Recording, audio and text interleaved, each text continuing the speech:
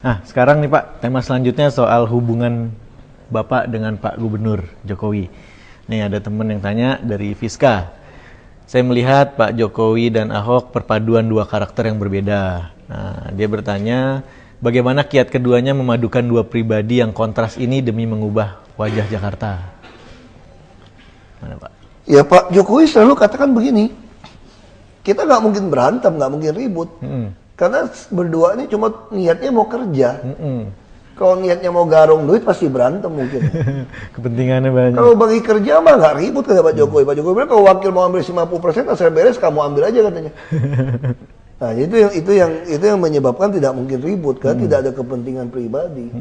Jadi kami berdua masing-masing berusaha bekerja sebanyak mungkin. Dia nggak mungkin ribut kan. Kecuali bagi duit mungkin ribut ya. Ini tidak ada bagi, semua udah ada ketentuan, gaji semua udah ketentuan.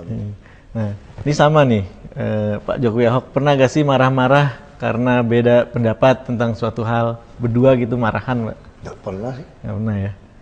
Nggak pernah marah, kalau cuma bilang beda pendapat ya ada. Soal makan beda pendapat, beliau nggak makan nggak apa-apa. Kalau saya kan lapar, jam makan siang saya tinggal gitu loh. Kalau jam 12 lewat dia masih rapat terus, saya bilang sorry Pak, saya mau pulang mau makan, dia bilang. Pak Jokowi lebih kuat nahannya Pak. Ya, makanya kan sesuai postur tubuh. Postur tubuh. Oke, ini berkaitan juga Pak, sekarang soal wacana yang berkembang di luar. Hasil-hasil survei menunjukkan Pak Jokowi berpeluang menjadi calon presiden gitu. Nah, ada yang tanya nih dari Feby Nugroho, apakah Pak Ahok akan siap kehilangan Jokowi jika beliau jadi presiden nanti?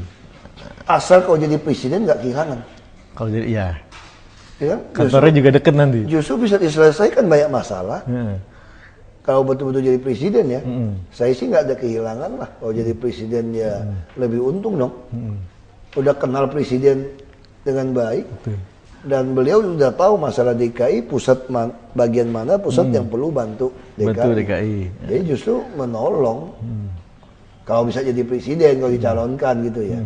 Ya jauh lebih menolong kalau beliau tetap jadi gubernur. Oh gitu. Harapannya tetap Pak Jokowi jadi gubernur. Nah, kita kan tidak tahu kan kalau partai politik mau mencalonkan beliau kan.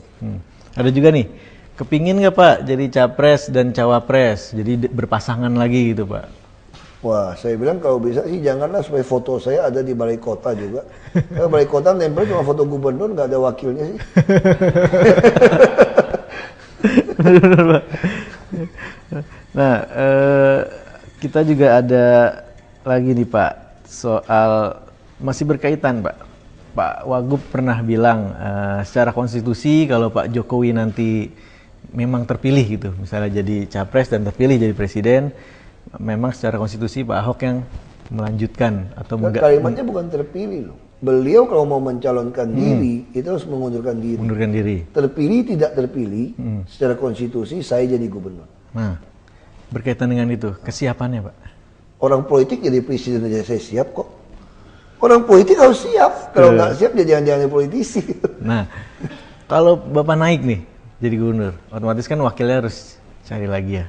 Wakil tadi diusulkan dari dua partai, dua orang ke DPRD yang pilih. Nah, Bapak pernah bilang kesemsem nih atau kepincut dengan wali kota Surabaya, Ibu Risma.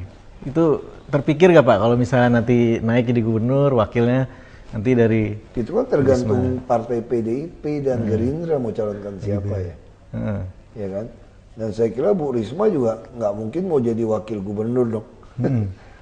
Ya kan dia kelasnya kelas gubernur kok masih jadi wakil gubernur. Tapi dari gubernurnya nanti mengusulkan atau saya nggak bisa mengusulkan tergantung partai, DPRD yang pilih. Nah, kiatnya nih Pak menghadapi ini otomatis kan kalau Bapak ini misalnya kita berandai-andai ya Pak, Bapak jadi gubernur otomatis yang kontra kan juga banyak. Gitu. Menghadapinya gimana Pak? Kontra karena apa dulu? Karena rasis. Mungkin salah primordial. satunya. Aku udah pengalaman udah kenyang dirasisin. Dari jadi bupati tahun 2005 udah begitu. Dari DPRD udah begitu. Udah biasa. Prinsip saya kita cuma taat sama konstitusi, nggak ada urusan. Seperti Bu Lurah Susan. Itu kan kemarin tadi juga di gitu. Nah, yang begitu-begitu sudah kebal ya Pak ya? Kita nih, ini saatnya menegakkan konstitusi di negara ini. Gitu loh. Negara ini bukan didirikan oleh sekelompok orang. Makanya kita punya agama, kita punya keyakinan, semua kita lebur di dalam Pancasila, dalam bernegara. Saya yang Protestan dengan Alkitab saja beda dengan Katolik. Kristen Protestan juga dibagi Advent, ada yang karismatik, ada yang Injili. Kalau mau gunakan tafsiran saya ya berantem, nggak ada negara ini kan.